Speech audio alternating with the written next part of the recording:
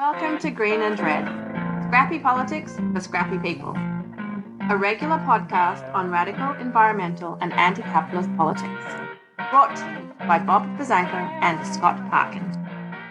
Welcome to the silky smooth sounds of the Green and Red podcast.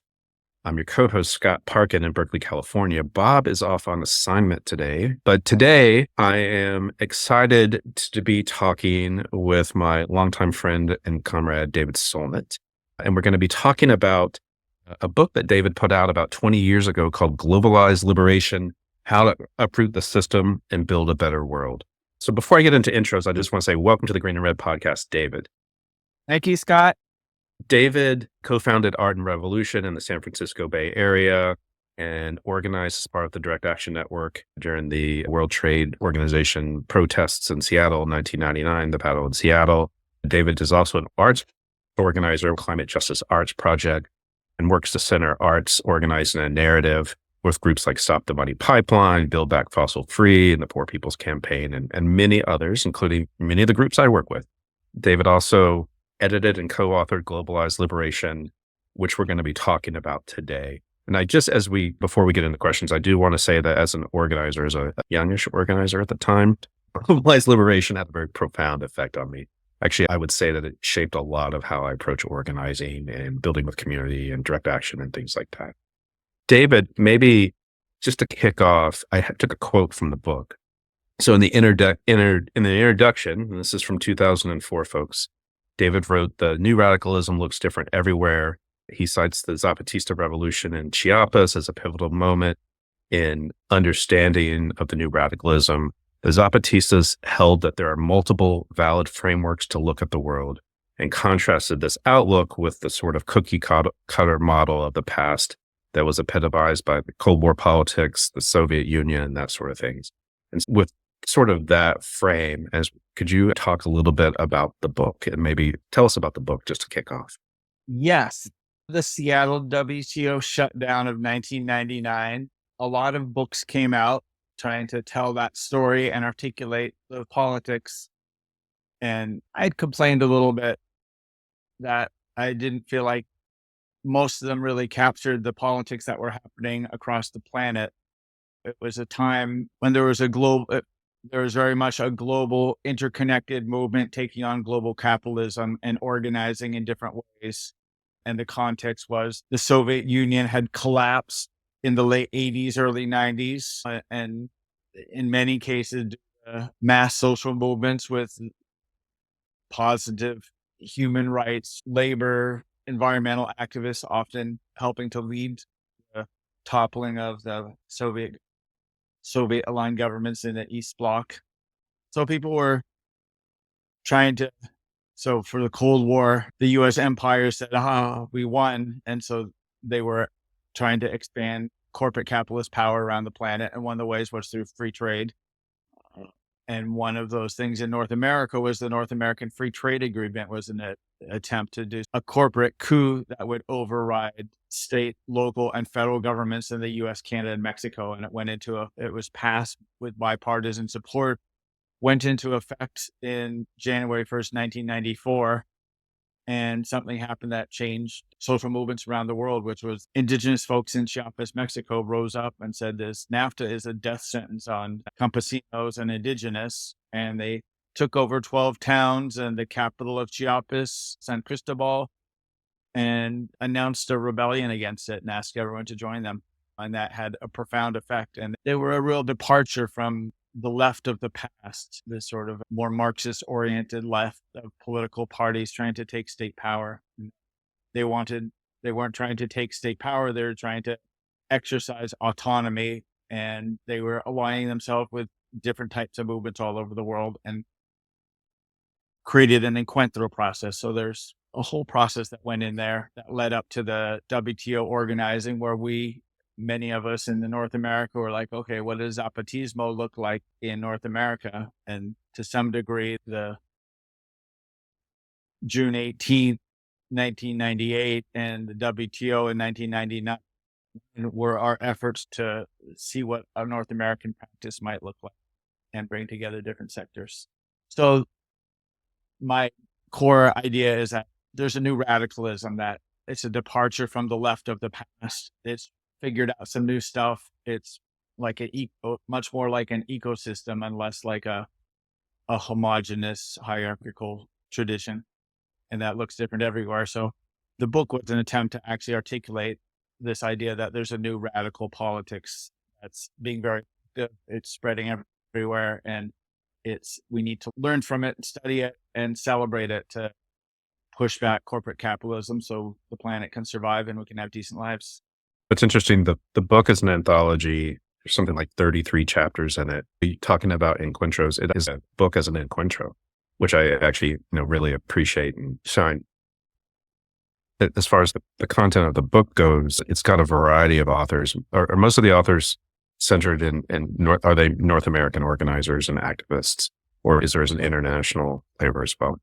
It's heavily North American, just because that's where I am, but also a fair amount in Latin America, and both some Europeans and North Americans in Latin America. But I had also been to Argentina in the wake of the Argentine uprising in 2000. What was it? 2002, 2001, 2002. And that uprising against this sort of economic collapse and austerity very much embodied the new radicalism, that the economy had collapsed. People were left on their own. Government had declared a dictatorship, state of emergency, which people have a horrible history of. And so people toppled 3 consecutive governments. And in the political vacuum, people self-organized neighborhood assemblies.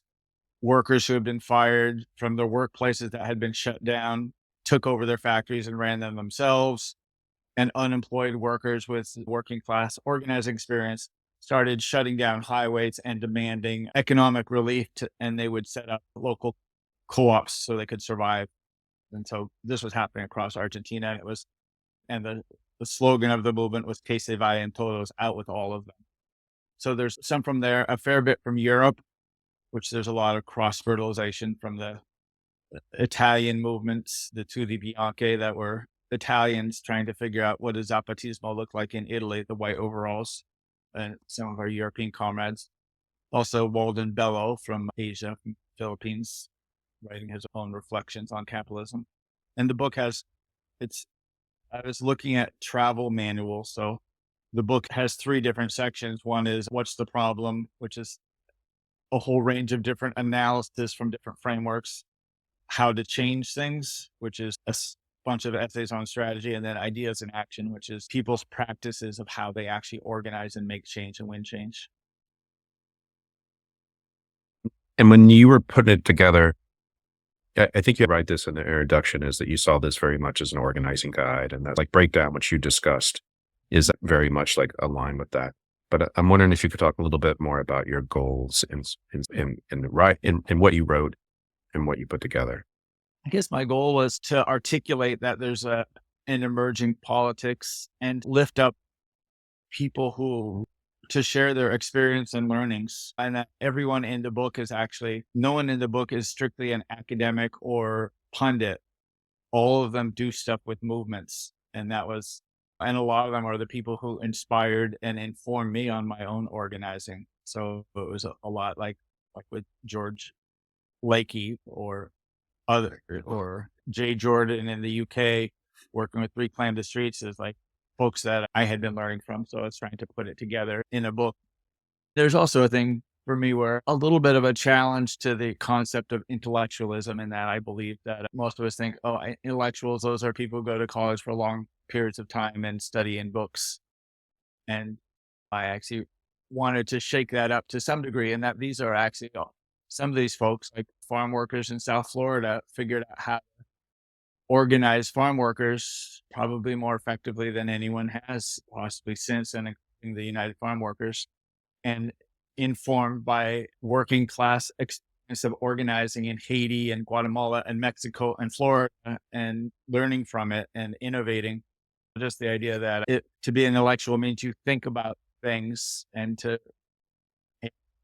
I think the thinking about doing things is most effective when you're actually doing them. So there's a feedback between the doing and the reflecting and thinking. And that's how movements make breakthroughs, is we do something, we learn from it and say, that worked. Let's do that again. That part didn't work. Let's do that differently. Let's try this experiment, learn from it.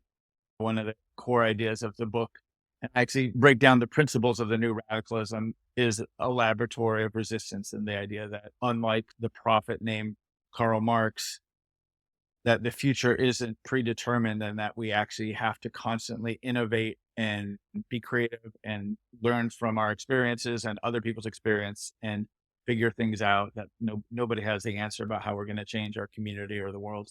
I'm curious, what sort of, I don't want to call it feedback, but what kind of like response did you get at the time? I'll say for the audience, I remember in 2004 when David was on book tour, I was living in Houston at the time, and we had a camp called the Radical Encuentro Camp, REC.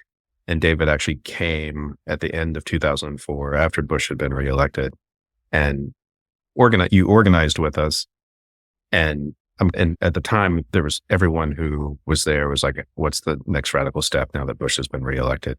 And I'm curious, I remember how it was in Houston and how excited we were when you came to Houston, but I'm curious what other response you got at the time. Very positive. I spent a good part of a year traveling around the United States and doing workshops centered on the book, putting it out, telling the story of the book. And for those on video, you can see behind me, I created a conta story, a giant picture storybook, a little bit told the story of the book. So I would do presentations. I was like, I'm trying to say, I didn't want to just do a book reading. So I dressed up as Robin Hood, actually, which is it's like European and North American Zapata, because we have lots of Zapatas. Children don't know who they are, but every kid knows that Robin Hood takes from the rich and returns to the rest of us. So I dressed up as Robin Hood and told the story of the book. And then I would often, after sharing a little bit and bringing out the authors who lived in that region, I would actually divide people into groups and do strategy workshops and say, okay, let's pretend you're all cafe workers and a barista. Let's use this model of figuring out what the pillars of power that run your cafe are and how you can organize them. And so everybody would do strategy games and actually practice making strategy plans, which is the same thing you would do if you were part of a grassroots group fighting any institution, of trying to figure out what are the stepping stones across the river towards achieving your goals, and how do you set yourself up for victory by having small achievable goals, but also keeping long distance visionary goals on the horizon. And just think, I can show you the conta story, a little bit of the story of the book, and talk through it. yeah, why don't you do that a little bit? I have folks on podcast. I'm standing in front of a 4 foot by 6 painted piece of fabric. I'm going to have two people holding it. It's an ancient tradition called the conta story. It goes back to India 1,000 years ago. Wonderful for us visual learners or multilingual worlds. I actually brought this to the WTO in Hong Kong. Just the Chinese characters. Use it some other places. So, Globalize Liberation, not corporate power. The name of the book came from the call to action around shutting down the WTO. Page here. The front cover shows a picture of the Earth that says "World for Sale." It has a bow and arrow, like the phrases. The first section has 4, and one of the chapters is from Midnight Notes, old radical collective who are Marxists. Also have a wonderful framework looking at history as a battle between commons, meaning the things we share, land, common goods, and enclosures, meaning enclosing things initially through fences, but now through lots of different ways for private property. And so it looks the original commons, when people often had lands and resources subsist on, and the enclosures that fenced it off, forced us to move into cities and rent ourselves as wage slaves for private profit, where we became workers and proletarians. And that process did actually stop. That wasn't just, many of us are familiar as this in Europe. As capital, we moved from feudalism to capitalism. They closed the land that people used to survive on and forced them to work for wages. But that actually every part of our life has been enclosed in different ways. The internet, which was once the commons, is now privatized and enclosed, and a means of squeezing profit out of our housing, our healthcare. Everything should be a commons is now enclosure. And the way we fight back is we create new commons, things that we share, whether it's mutual aid projects or neighborhood associations or workers' co-ops or social services or that type of stuff. Each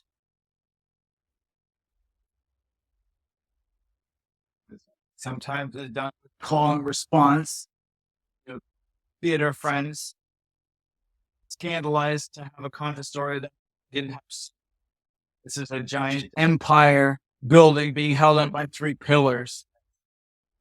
Just to acknowledge that we, in particularly the United States, live in an empire where we have over 800 military bases in over 130 other people's countries, which means we're an empire.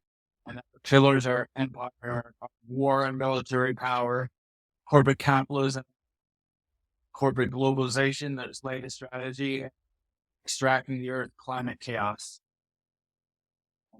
It's not like looking at those as military, economic, ecological as three sites of struggle. Right. Jump in if you have thoughts or comments anywhere. Scott or anyone.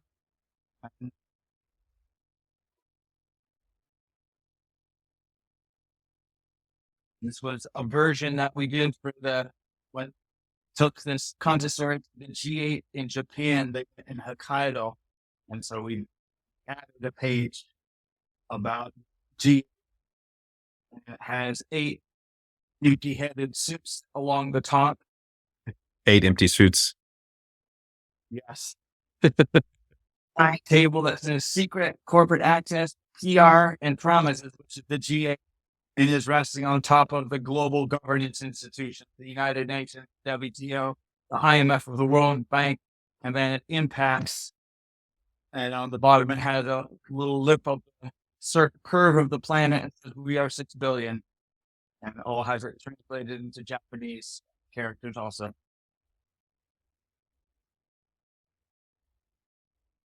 But to take the book and this content story, lots of places around the world, Latin America, Asia, Israel.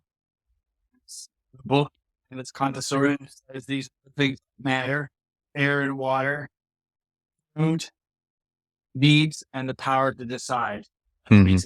Boil it down.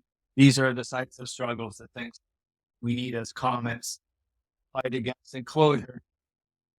And these are the spaces where we're in struggle against the empire, against the different pillars holding up the empire.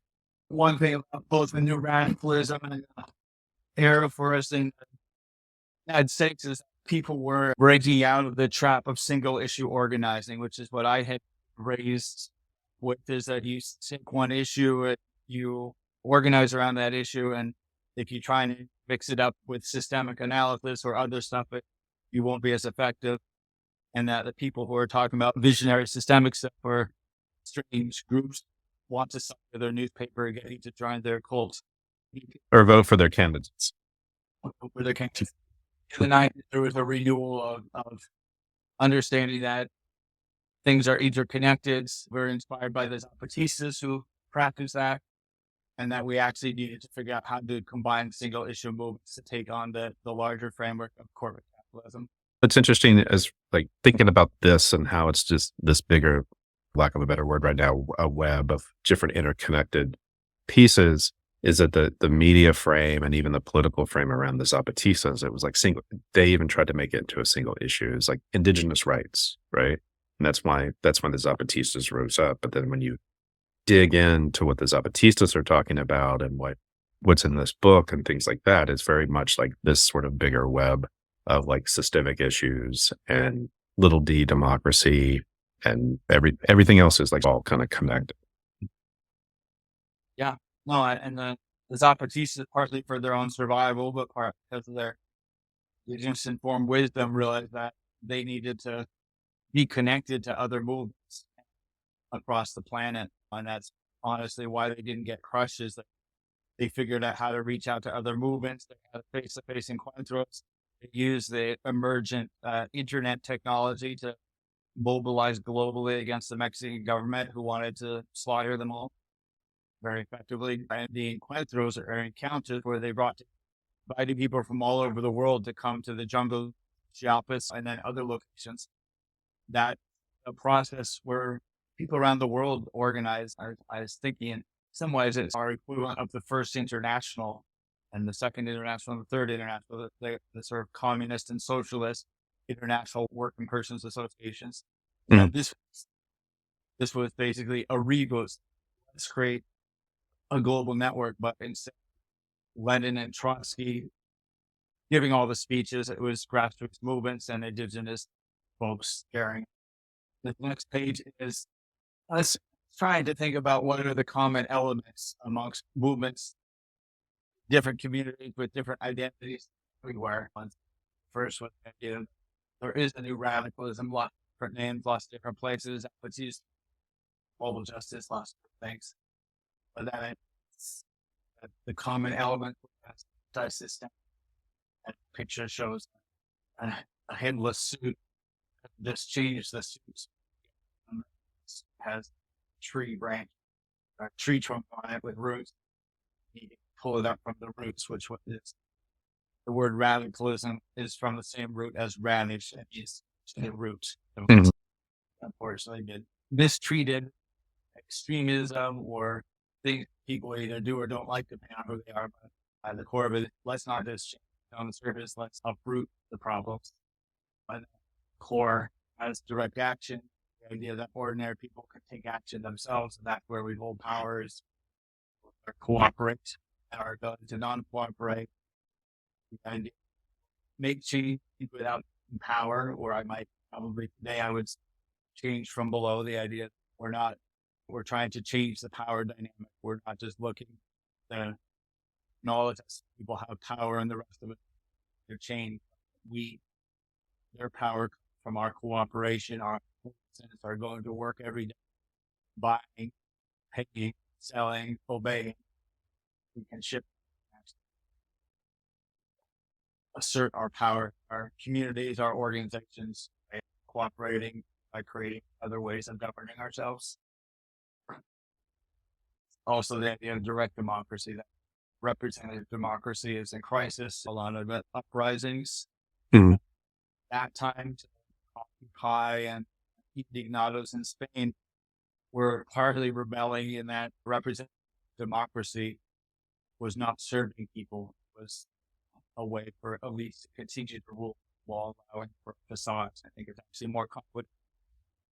It's one space where people can struggle, but it's not enough. And so the idea that ordinary people can make decisions themselves is a powerful element. And the last one, the laboratory of resistance, the idea that no one knows how to change the world. We organize and take action. In some ways, it's an experiment. The value of an experiment is if you learn from it. So it was the kind of story. I went and traveled around the world. The 21st pages and big framing from the Zapatistas. Subcomandante Marcos issued a statement in lead up to the Cancun meeting in 2003. And he said, from above, there's two projects of globalization and they're in dispute. One is from above, and it's cynicism, stupidity, war, destruction, death, amnesia. And the one from below is rebellion, hope, creativity, imagination, memory, a world in which many worlds fit from below. Yeah, and if I remember correctly, that Cancun WTO meeting was in 2003 after Bush and Cheney had invaded Iraq. Which I have a question about that. What I didn't mention in the intro is you're also an organizer with Direct Action to Stop the War, which did a massive direct action intervention in the San Francisco financial district when the war started. And this book came out in 2004. And so it's very much in the context of Zapatismo and what was happening in Argentina and what happened with the World Trade Organization protests and things like that. But then there's also like a piece of it around the Iraq war invasion, where before it had been about globalization and capitalism, less about empire, but then very much like the same sort of project, Global Justice Project, also focused on that. I was just wondering if you could talk about that a bit.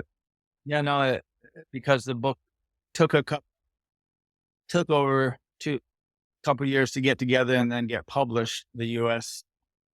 9/11 happened, then the war in Afghanistan, and then the war in Iraq.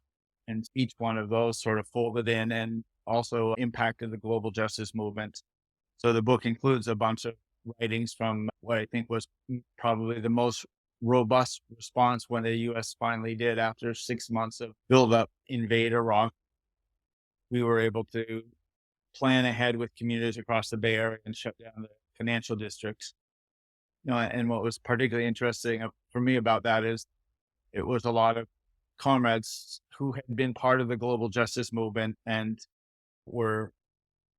we took what we had learned from the Seattle WTO and applied it to the movement here. And actually we had a Bay Area campaign called Action for Local Global Justice that was mobilizing around the WTO, mobilizing around global justice issues, standing up to Bechtel, working with Bolivian movements. And when the Iraq war was imminent, we said, we think the place for global justice and anti-capitalist activists is in the heart of the anti-war movement. And so we actually somewhat dissolved the organization, formed affinity groups, and became a cluster of affinity groups called couldn't agree whether we were anti-capitalist or anti-imperialist. So we became the anti-antis and played a big leadership role in direct action to stop the war, in terms of being really clear that the war was another extension of corporate capitalism.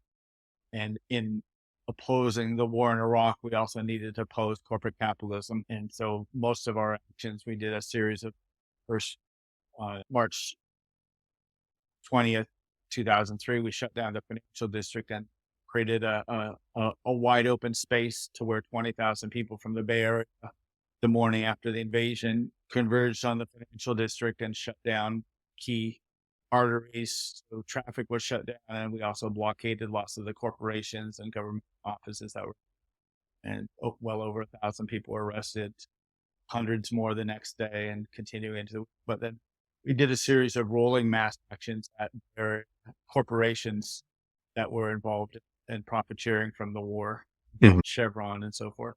Although I think in reflection, there's two things. One thing is we ended up shifting to a defensive battle where too often the anti-war movement was saying, let's not bomb the people of Iraq because they don't happen to have the weapons that we have, weapons of mass destruction, which they didn't.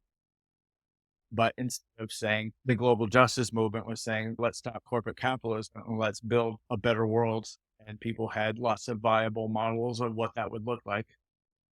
So we ended up, to some degree, moving from being on the offensive with visionary post-capitalist utopian ideas to reactive anti-war stance. So in some ways, I continue to wonder, as we're in the midst of fighting the U.S. empire's war in Gaza and Palestine, how do we do those things at the same time? So they build on each other. Yeah, that was going to be my next question, is that in many ways, the global justice movement lays the groundwork for a lot of movement stuff, particularly after Seattle, but before 9/11, before the invasion. And my recollection from that period, I was doing global justice work where I was living at the time in Texas, and then the war comes. And then it's very much this old school, like anti-war group of people. And there was conflict. It was like, we were the anarchists and they were people who just wanted to stop the war. And we wanted like bigger things and had a bigger critique. And I'm wondering, that's a little bit of what you described, but I'm wondering, did that play out? Was that a pretty common sort of inner movement? I don't want to call it a conflict, but interplay back and forth? Not so much in the Bay Area, I think. Yeah, I mean, one thing to go back to is one of the common theories is what happened to the global justice movement is September 11th attacks happened in New York and DC, and that led to the unraveling of the global justice movement. And I actually think it wasn't something that happened to the global justice movement, but actually I think many parts of the global justice movement didn't actually have an anti-war or anti-empire analysis. And so when that came along, we weren't prepared for it. And we were actually in the midst of organizing for what might have been a much scaled up mass action at the IMF World Bank meeting in the spring of 2001. And I think one of the differences where Direct Action Network was based on local grassroots, all volunteer groups. The Mobilization for Global Justice in DC had brought in many unions and nonprofits who were major players in that coalition. And when September 11th happened, they all stood down. I would argue that many of them didn't have a critique of U.S. empire or an analysis of U.S. military power being interlocked with corporate power. And so where we could have pivoted and said, let's do something different, but let's globalize justice, not war, which is what many of us tried to do. We actually said, we're going to cancel. And other groups like Workers' World Party and International Answer ended up taking early leadership of the anti-war movement, which didn't open up a lot of space for many folks, and they have a politics that hasn't changed dramatically in the last 40 years. Are there any sort of other key lessons that you see coming out of that sort of period that that like from Seattle through the Bush years? I mean, I think the lessons, I take this from one of my mentors, George, who came out of the civil rights movements and studied a lot with Bayard Rustin, who was a strategist in the civil rights movement, helped organize the March on Washington. He was a bit behind the scenes organizer, but quite brilliant. But George Lakey always says, and I think history shows that when you go on the offensive, you are more likely to win. And then starting with Reagan and often continuing into Trump or Bush, people ended up being reactive and defensive rather than going. So under Reagan, for example, the labor movement was on the defense, lots of other ones. The movement that actually took the initiative and went on the offense was AIDS movement, rooted in the LGBTQ movement, and they actually made major gains. It's also true under Bush and more recently Trump, that of being proactive and fighting for something, not just going on the offensive. I think there's also a bigger thing that we're in a populist moment where most people are deeply critical of the establishment.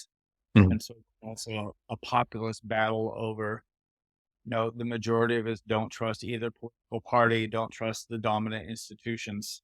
And for me, it's a wide opening for a new politics, a new radical politics that's anti-establishment, but also populist, and having an ability to talk to ordinary people in plain language, but also not relying on the established parties or institutions. And so I think to some degree, we could go a lot further. And one self-critique I have is those of us who came out of the global justice movement in 99 and 2000 and so on, we didn't really go into our communities and organize and promote a new radicalism, a radical populism. And so when a lot of what we said was going to happen in the streets of Seattle did happen, that the rich got richer, the economy collapsed on people because it was unregulated and corporate power. And in 2008, there was a global economic collapse, and ordinary people could see that we were being ripped off. And the chant was, "Banks got bailed out, we got sold out." And Bush and Obama allowed the banks both rip off the entire society, redistribute trillions of dollars, steal millions of people's homes, and then get a bailout. Ordinary people weren't getting a bailout. Put out on the street. And one response to that was the Tea Party movement. And that was basically people going in and saying, hey, we're being screwed. Let's do something about it. And the fact that global justice radicals and grassroots radicals didn't actually go into, for those of us in white communities, particularly that's the base white working class and middle class communities, we should have been in there radical analysis saying, here's why you're being screwed, and here's some alternatives, and here's how we can organize to actually make things in our community better and win the resources that are being stolen from us by banks and corporations. Yeah, I would even argue in 2016, Trump went and made that argument, which is why he won some of the places that he won with right-wing populism. Mm-hmm.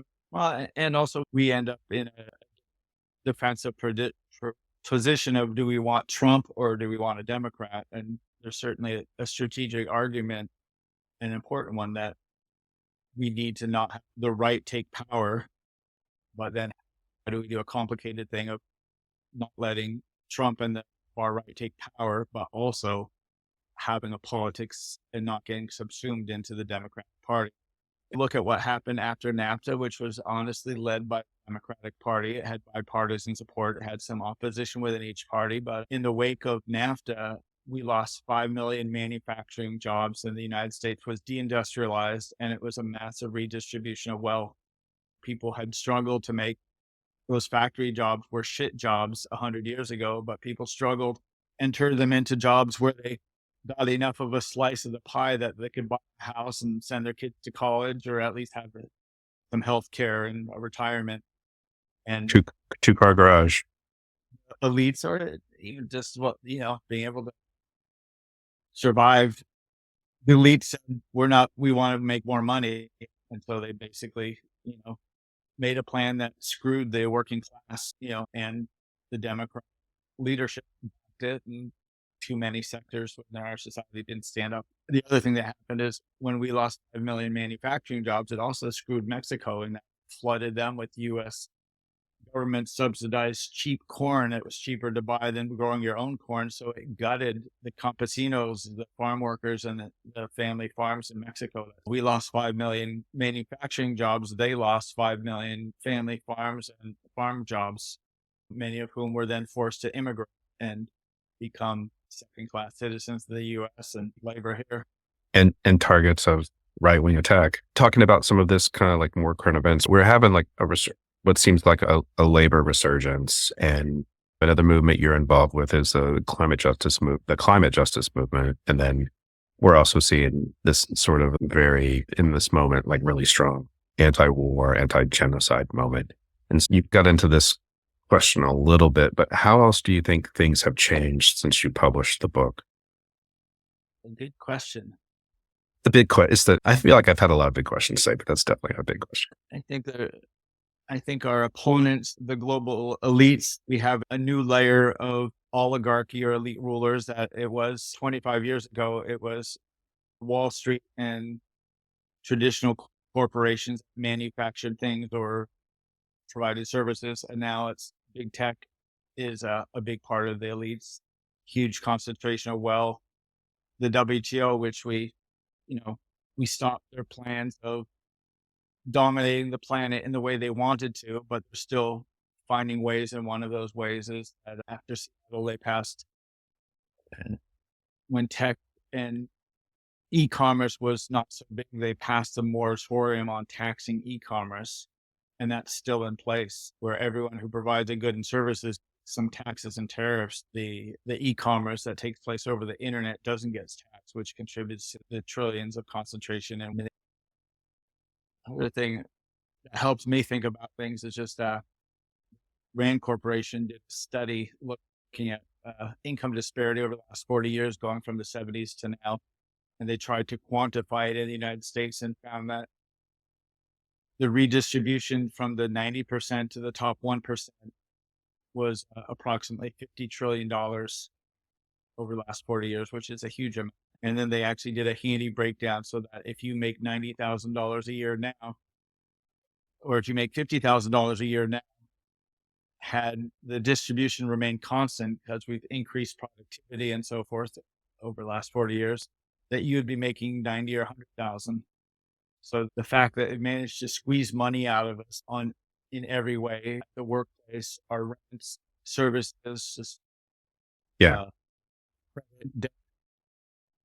that they've basically taken half of ordinary people's wealth, so that if we had been better organized and stopped it, most people would have double the wealth. They'd be able to afford a house, or healthcare, stuff like that. Go to college and not be in debt, that sort of thing. So and that's, one of the things we need to do is to get those trillions.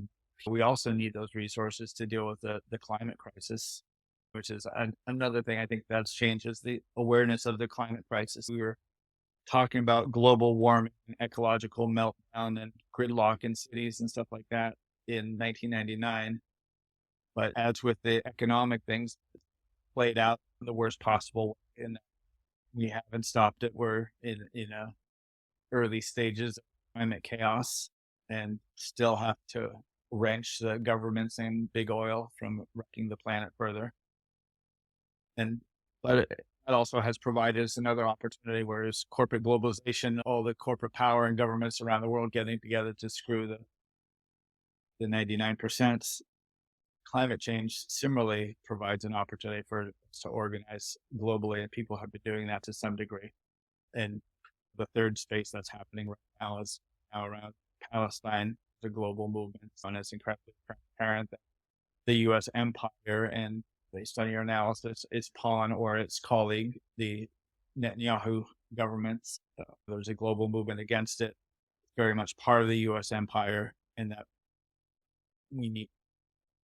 we're also having a struggle for being able to make decisions. So even if you're not concerned about war and occupation, it's hard to imagine sorting out challenging corporate power or taking care of the climate if you can't get basic human rights and international humanitarian law enforced, which it's pretty transparent how isolated the U.S. and Netanyahu are at this point. Yeah, absolutely. It's interesting to see how much there was a point where I was really questioning whether there was a peace movement or anti-war movement. It's amazing to see that it's come back in the last 11 months and that at such a level. I don't know if it's matched in 2003, but it's definitely back at a larger level than it had been for a long time. And with a higher level of support than we probably had in 2003, where I think public opinion polls showed people a little small majority, but even in the United States, the heart of the empire, like something like 70% of the people said, yeah, we should have a ceasefire. Yeah, what Israel's doing is wrong. Half the labor movement has, unions representing half the labor movement have come out in support for a ceasefire. No, I mean, it really demonstrates. There's that study a dozen years ago from Princeton where they basically looked at policy decision making in the United States government and said, okay, we basically live in an oligarchy when there's a conflict between what elites want and what the majority of the United States wants. Systematically, elites win. And we can see that right now, where the vast majority of the people should have a ceasefire. What's going on there is wrong, and let's bring the resources and use them for what we need here. And both parties and elites and universities and cities, the establishment is going hard trying to figure out, push through an unpopular anti-democratic policy of supporting a genocide and war crimes. I have one last question, bigger question, which is related to the book, which is there anything that you'd like to share about what you learned when you were writing it and editing it? And then I have some questions about the book and your upcoming event too. It was a big curve. I spent my 30 years from my late teens into my end of until I was as a construction and worker and carpenter. I did some community college classes, but I didn't do a 2 or 4 year thing in a regular college. It was a little bit me overcoming the idea that academics and pundits are the people who should write books. And so this was me actually saying, I've been an organizer when I was 35 to 40. And ordinary people with a practice have a lot of wisdom. I had been working with farm workers in South Florida and watched them do some of the most brilliant worker organizing in the United States. I had seen student movements, all kinds of different movements of ordinary people figuring stuff.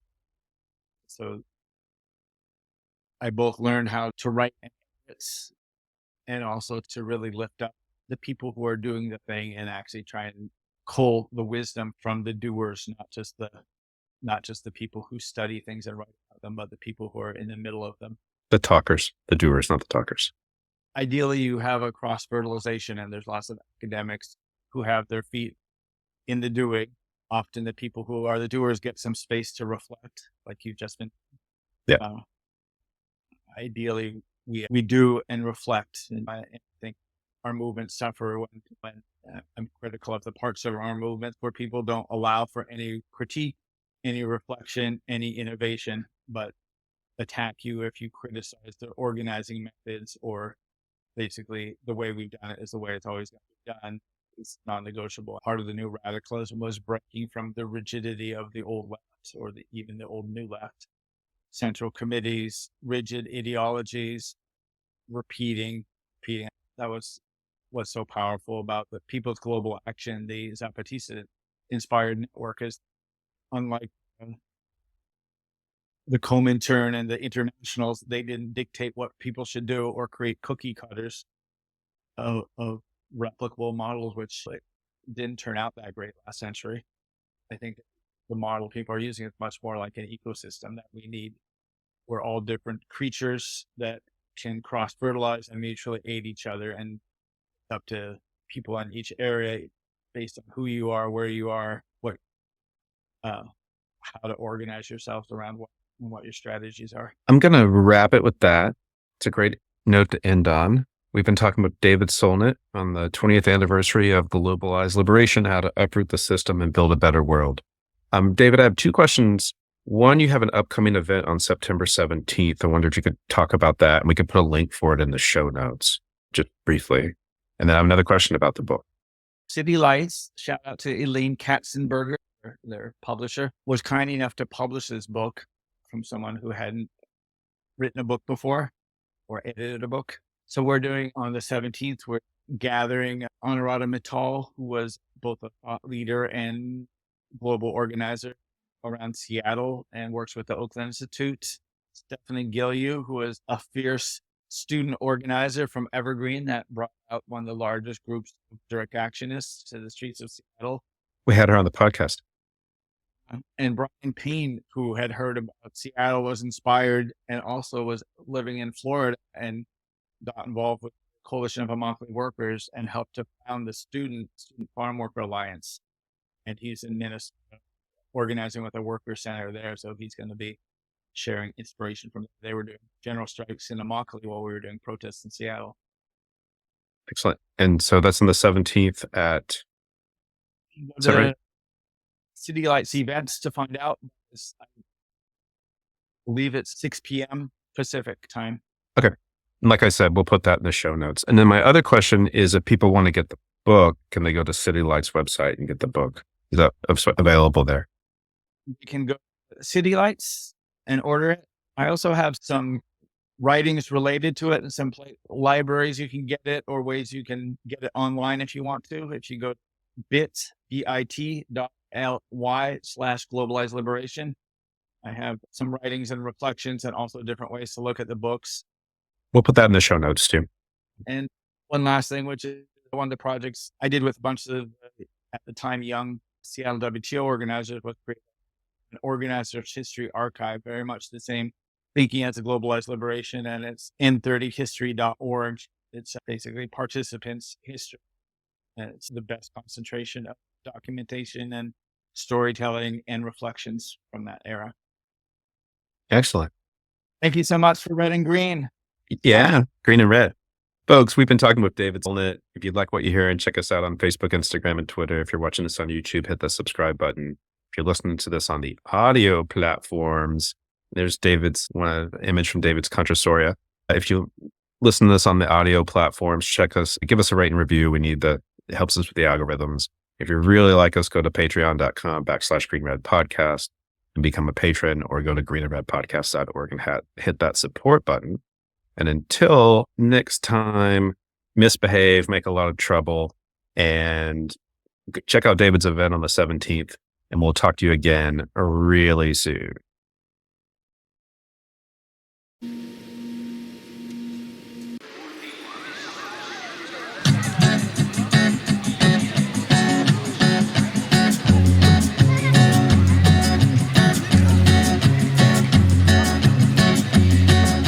Solo voy con mi pena sola va mi condena.